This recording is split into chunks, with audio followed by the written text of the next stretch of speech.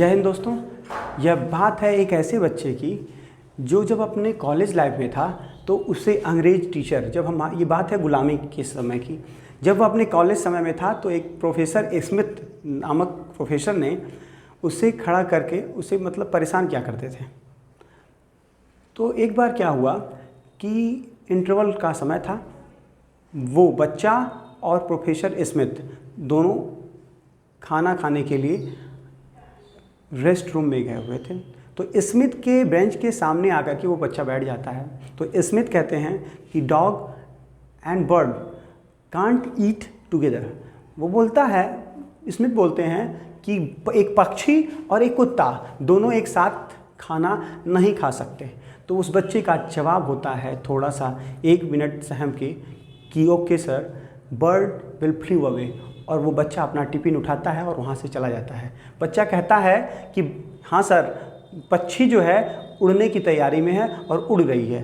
In the sense वो अपने आप को पक्षी बता देता है। तो बची हुई चीज़ें वो स्मिथ सर को इनडायरेक्टली बोल देता है। जैसे वो बच्चा अपनी क्लास में पहुंचता है, इसका बदला लेना चाहते हैं प्रोफेसर स्मिथ और उस बच्चे को कहते हैं स्टैंड अप। वो बच्चा खड़ा होता है और उससे एक जवाब प्रश्न पूछा जाता है। एक कॉमन सा प्रश्न पूछते हैं प्रोफेसर स्मिथ। कहते हैं एक चौक पर 2 चीज़ें गिरी हुई हैं, एक भरी हुई पुस्तक से भरी हुई एक बैग गिरा हुआ है और नोटों से भरी हुई एक बैग गिरा हुआ है। इन दोनों में से बताओ, आप इन दोनों में से आप किस चीज़ को उठाना पसंद करोगे? तो उस बच्चे ने खड़ा होकर के वो बच्चा जवाब देता है कि sir, I will take that bag which have money.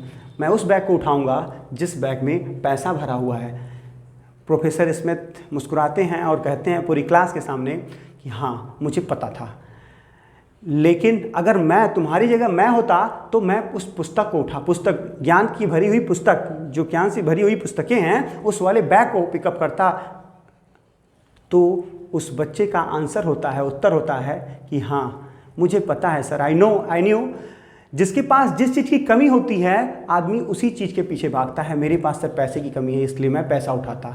Indirectly वो प्रोफेसर अब उस बच्चे को नीचा दिखाना चाहते थे, लेकिन अपने कम शब्दों में ही वो बच्चे ने उसे उनको सिखा दिया कि जैसे को टिट फॉर टैट।